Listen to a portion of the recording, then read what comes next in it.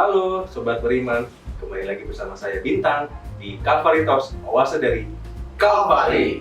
Ya, malam ini kita akan membahas topik yang lagi hangat nih bersama Romo kita yang sudah kita kenal yakni Romo Johan Ferdinand. Gue saya. Halo Mo, Ya, gimana kabarnya? semuanya baik. Baik ya. Nah, sebulan ini kita nggak ketemu lagi di podcast ini ya. Iya, lama sekali. Lama sekali. Setelah berita tentang Halloween yang sangat Wah. membubarkan jagat raya. Viral tuh ya Mo ya. Tapi ini kita baru pertama kali mulai udah nanjak nih, viral nih. Iya. Makanya sangat. Nah, teman-teman, hari ini kita akan coba ngebahas tentang info-info yang teraktual seputar Natal nih. Kira-kira teman-teman tahu nggak sih asal-usul Natal? Terus kenapa harus kita pasang pohon Natal dan buah Natal? Nah, kita coba tanya semuanya ke Romo V. Halo Romo V. Ya, Iya, sehat-sehat nih ya. sehat. Sehat selalu. Oke. Nah, yang pertama nih Mo, kita akan ngebahas kapan sih sejarah Natal itu ada. Sejarah Natal ada di sekitar 207 Masehi. Sekitar tahun 207 itu tercatat perayaan Natal pertama. Jadi sekurang-kurangnya sejak tahun 207 orang-orang Kristen sudah merayakan Natal.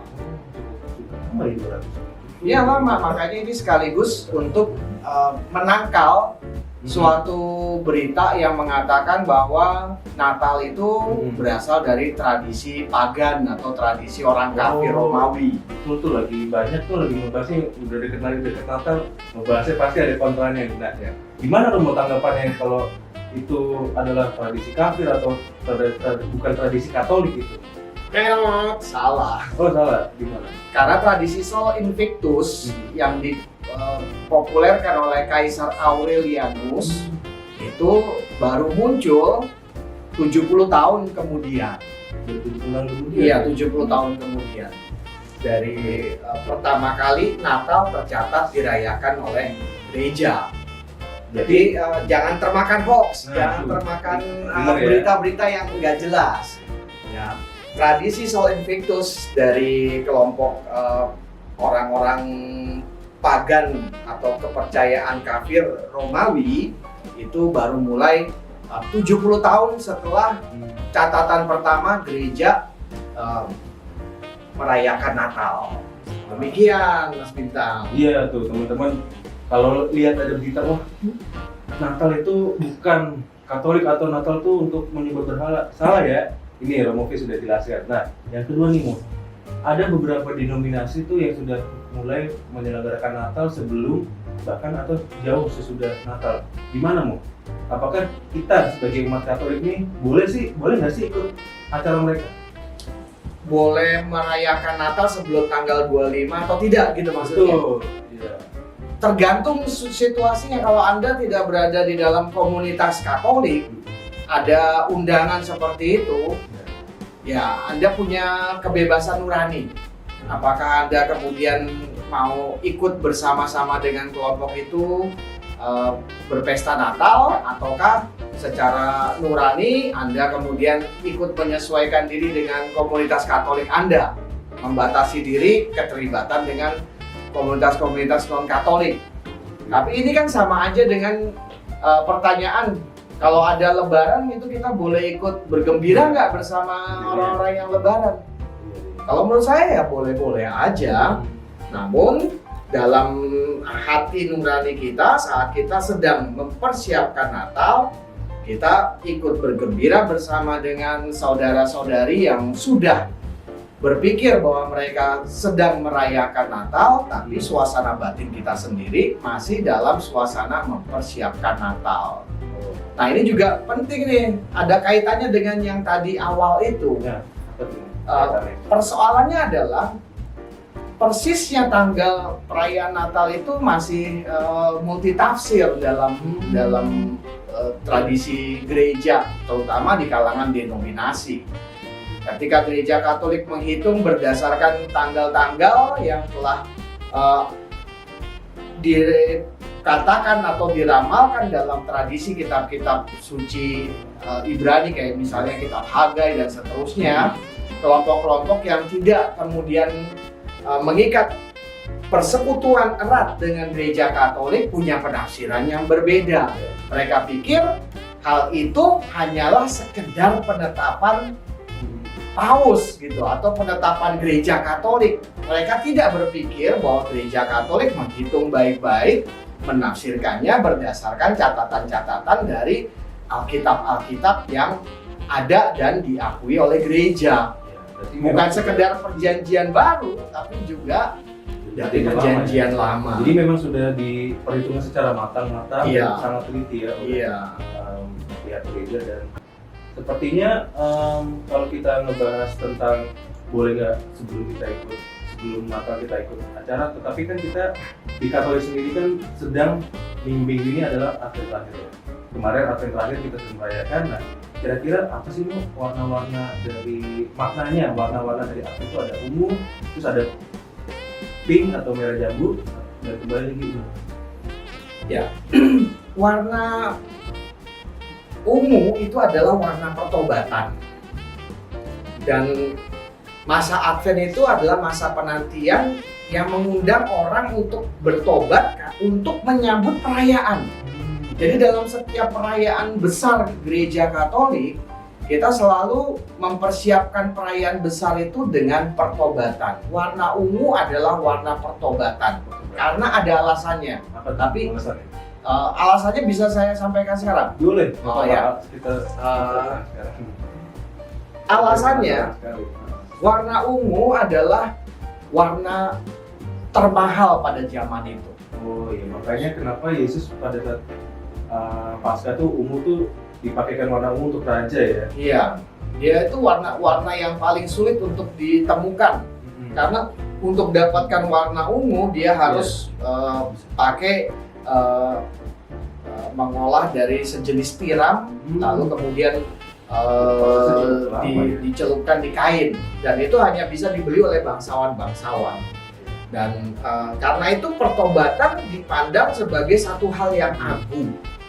Lalu tadi disebut warna pink, sebetulnya bukan warna pink, tapi warna ungu muda, warna ungu terang, untuk menegaskan sukacita, kegembiraan. Kenapa kemudian warna ungu juga menjadi tanda bagi gereja untuk bertobat? Karena juga kita mengundang bangsawan-bangsawan untuk datang dan bertobat pada zaman itu. Mengundang semua untuk. Iya. Nah, kalau yang tadi ungu muda itu sama ya?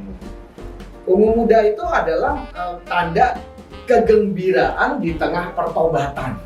Sukacita di tengah pertobatan. Jadi dalam kita mempersiapkan juga harus bersukacita juga karena ada penyelamat muda akan ya. Jadi begini, Advent pertama dan Advent kedua itu berkisah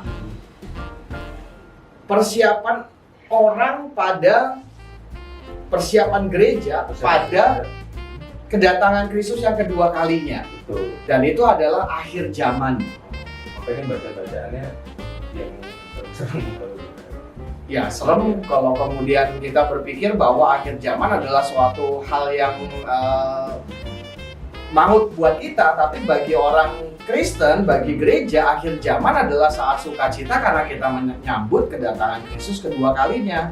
Kita rindu untuk menyambut akhir zaman seperti itu. Betul ya, makanya memang kita sudah mendekati Natal sudah harus mempersiapkan diri, yaitu bertobat dan juga bersukacita. Nah, teman-teman, jangan kemana-mana dulu, kita akan melanjutkan pembahasan ini di segmen kedua yang tidak kalah menarik ya Mo ya. Jangan kemana-mana, kita akan kembali lagi.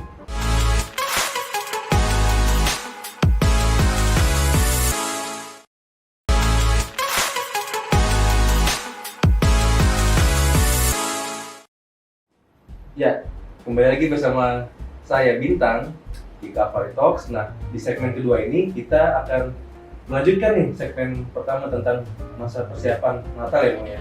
Tapi sebelum itu kita akan jawab dulu, bacain dulu ya pengumuman pemenang di podcast yang pertama nih.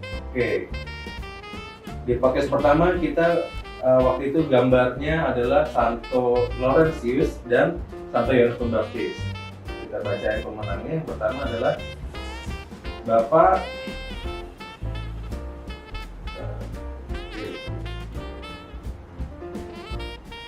Oke, Bapak Darmawan Vincent. Untuk bagi yang pertama Bapak Darmawan Vincent menjawab pertama yang tercepat. Nanti langsung hubungi tim konsul kami. Lalu yang kedua adalah Christopher Vincentius, dan yang ketiga adalah Marlina Tanzil. Jadi yang pertama adalah Bapak Darmawan Vincent, kedua Christopher Vincentius, dan Ibu Marlina Tanzil. Jadi untuk 3 pemenang ini silakan hubungi di nomor ini ya, dan jangan lupa komen lagi di komen YouTube ini supaya kita akan hubungi Anda. Oke, Mo, tadi kita udah membahas tentang asal-usul Natal, dan aku tadi masih kurang paham tentang bagaimana sih kita mempersiapkan Natal itu di masa Advent ini. Ya, pas mempersiapkan Natal di masa Advent. Iya. Persiapannya sedikit beda dengan persiapan masa Prapaskah menyambut Paskah ya, karena persiapan masa Advent ini menyambut Natal. Kita akan bersuka cita nih. Kalau Prapaskah itu kita akan berduka karena Yesus itu akan mati, tapi nanti akan bangkit juga pada akhirnya. Yang jadi tema umum jagoan-jagoan film lah. Nah, iya. Mati dulu terus bangkit gitu kan. Kalau sekarang ini nyaris nggak ada dukanya, meskipun selalu ada duka dalam setiap sisi kehidupan ya. Namun Advent adalah penantian hadirnya seorang bayi, dan itu biasanya satu hal yang menggembirakan, was-was juga. Maka pertobatannya adalah pertobatan yang menyenangkan, tindakan-tindakan yang membuat suasana hati kita bergembira, mengumpulkan keluarga dalam keteguhan iman, ikut dalam panggilan gereja. Misalnya sekarang ini pertobatannya adalah pertobatan ekologis. Maka kita membuat dekorasi Natal, membuat hiasan-hiasan dalam gereja itu terkait dengan pertobatan ekologis. Christmas ya. Iya, Green Christmas, mengolah kembali barang-barang yang sudah tidak digunakan pada sesuai dengan fungsi awalnya, kita gunakan kembali, kita rekayasa lagi untuk menjadi satu hal yang berguna kembali. Begitu. Itu salah satu contohnya. Nah, di Gereja Kalvari kan ada banyak kreativitas terjadi nih di masa Advent ini nih. Menarik loh. Salah satu hal yang paling menarik itu adalah bikin corona Natal sama pohon Natal yang dari plastik. Ini corona Natal ini ada. Oh iya betul nih. Dari kertas koran ya. Ini kertas koran tuh dibuat. Lalu sekali ya. Pohon Natal dari plastik bekas belanjaan. Wah, nggak kelihatan kayak plastik bekas tuh, bagus sekali berarti ya. Iya iya. Berarti kreativitas warga Kalvari dalam mempersiapkan Natal dengan pertobatan ekologis itu sudah tercermin ya, Bu ya, dari hasil-hasil ya, corona Natal, terus pohon Natal, dan sangat ini ya, memang semangat sekali ya, kita bisa lihat nanti di cuplikannya. Ilmu. Nah, yang kedua ini nggak kalah pentingnya, kira-kira yang benar tuh kita menyebutkan Sinterklas atau Santa Claus ya, Bu ya. Kayaknya tokoh ini sangat vital juga nih, sering ada di tengah masyarakat juga. Bagaimana mau sejarahnya atau ini? Ya, ini masalah budaya. Sekarang kita mau menyebutnya Santa Claus, kalau kemudian kita ada dalam budaya Inggris Santa Claus. Sinterklas kalau kita ada dalam tradisi Belanda. Masalahnya kita pernah dijajah Belanda. Makanya kita bilangnya Sinterklas, seperti kita menyebut rumah sakit Sint Carolus. Kalau misalnya orang Inggris akan menyebutnya Saint Carol. Sementara kalau orang-orang Belanda ya bilangnya Sint Carolus. Berarti kalau orang Latin akan bilangnya ya Santo Carolus. Jadi tokoh ini nyata ya? Tokoh ini nyata. Bukan buatan manusia maksudnya. Tokoh ini nyata, Tapi tidak seperti yang kebanyakan Anda bayangkan. Yang kebanyakan Anda bayangkan itu adalah Sinterklas buatannya minta maaf. Merek. Mereknya mau Ini salah satu merek minuman bersoda ya. jadi pakainya topi kayak gini nih. Nah, ini termasuk korban ini termasuk korbannya nih. Daerah identik. Ini kan bukan pakaiannya si Sinterklas pada aslinya, karena Sinterklas yang asli adalah Santo Nikolaus, Saint Nikolaus gitu loh. Dalam bahasa Yunaninya Hagia Nikolaus. Hagia Nikolaus. Dia itu suka memberi hadiah ya. Oh maaf, bukan Hagia, Hagios Nikolaus. Ya berarti memang Santa yang suka memberi hadiah. Nah, Ya bukan Santo yang suka memberi hadiah. Santo Nikolaus itu adalah seorang uskup di daerah Asia Kecil sekitar Turki. Hidup sekitar tahun 343. Dia berasal dari keluarga bangsawan yang kaya. iya. Dan dia rupanya dekat dengan pamannya uskup. Sama-sama. Lalu kemudian dia jadi uskup juga, dan dia memanfaatkan kekayaan orang tuanya itu untuk berbagi kepada Bukan memberi hadiah tapi berbagi kepada orang-orang miskin. Salah satu hal yang paling penting adalah pertama kali tindakannya yang terkenal bukannya memberi hadiah, tapi menolong seorang bapak yang hendak menjual ketiga anaknya, ketiga putrinya menjadi pelacur. Jadi dia bukan memberi hadiah, tapi menyelamatkan kehidupan tiga putri si bapak. Menyelamatkan ya. Ya. Nah, identik dengan Santa Claus, kita juga nggak akan lupa tentang pohon Natal dan gua Natal. Kira-kira kamu tahu nggak sih kapan kita sebaiknya memasang pohon Natal dan gua Natal? Ikuti terus Kapal Talk bersama saya dan Romo V di segmen ketiga.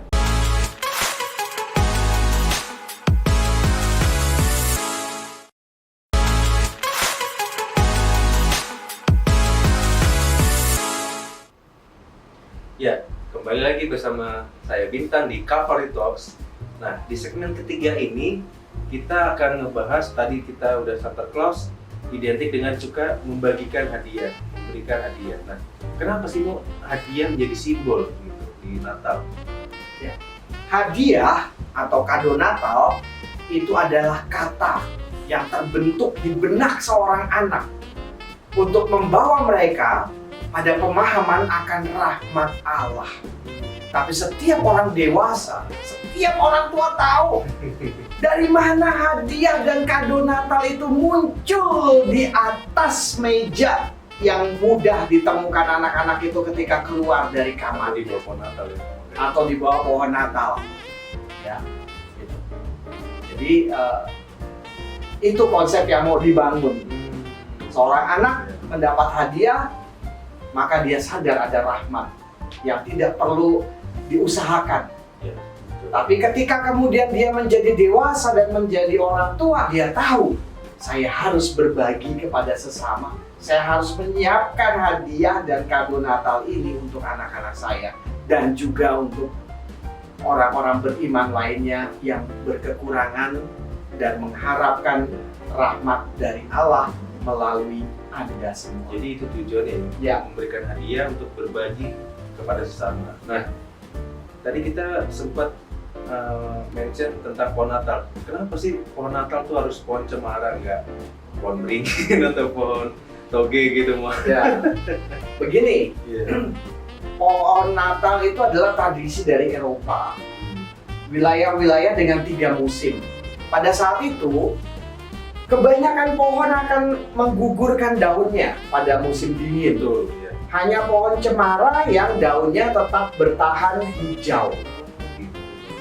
Berwarna putih karena tertutup salju, tapi tetap dia bertahan hijau. Dan ini menunjukkan kelestarian, pengharapan akan keabadian dan kekekalan karena kuasa Allah. Jadi tidak asal memilih pohon untuk dijadikan simbol, tapi sebuah lambang ya untuk menjadi pemenuhan kita ya. Ya, ini satu pemilihan simbol yang cerdas. Seperti juga cincin saya ini. Wah, apa tuh mau cincin? Kira-kira menurut Anda apa ini? Ada warna biru muda Biru dan kuning emas gitu ya. Kayaknya tanda harapan deh. Tanda harapan supaya terjadi perdamaian Di Ukraina. oh ya benderanya kuning sama biru ya. Benar-benar bisa. Biar kita sangat mendoakan untuk perdamaian supaya tidak ada perang lagi mau ya. Iya. Semoga Natal ini menjadi akhir dari perang Rusia dan Ukraina. Nah, kita balik lagi Ya. ke Natal. Nah, kira-kira ada pohon Natal dan gua Natal. Nah, ini kenapa sih mau gua Natal kan kita juga tahu Tuhan Yesus lahir di kandang. Kenapa ada gua Natal? Gua Natal adalah Karena tradisi Natal. asli dari Palestina. Gembala-gembala menggembalakan ternaknya, domba-dombanya di padang rumput, dan di situ ada banyak gua-gua di sekitar Bethlehem. Tempat gembala-gembala ini berteduh ketika malam untuk menghangatkan diri, dan di situ memang domba-domba itu akan masuk juga ke dalam gua untuk ikut berteduh atau bermalam di sana. Jadi gua itu sekaligus juga kandang hewan, dan itu memberi kehangatan untuk gembala-gembala. Gua dan kandang konotasinya sama saja ya atau beda? Ya, dalam konteks di Indonesia di mana orang sangat jarang sekali tinggal di gua dalam situasi saat ini, maka hal itu menjadi suatu hal yang berbeda. Ada gua, ada kandang, tapi dalam konteks situasi pada zaman itu, gua itu ya kandang domba-domba itu. Jadi memang sesuai dengan konteksnya pada zaman itu Iya. ya, gua dan Natal. Tapi ada juga nih yang identik gua tuh warna merah dan warna hijau. Apa sih Mu yang jadi maknanya gitu? Kamu tahu cindil nggak? Cendil, Cindil. Ya. anak kecil, cindil. Cindil itu anak tikus. Oh, anak tikus. Siapa yang pernah lihat anak tikus? Saya pernah. Anak tikus itu merah. Oh Merah iya. itu lambang kelahiran, lambang kalau dalam tradisi Yahudi itu lambang keperawanan juga. Ya, karena Maria perawan ya. Tapi ini tanda kelahiran baru, merah itu. Sementara hijau adalah lambang kelestarian, lambang pengharapan.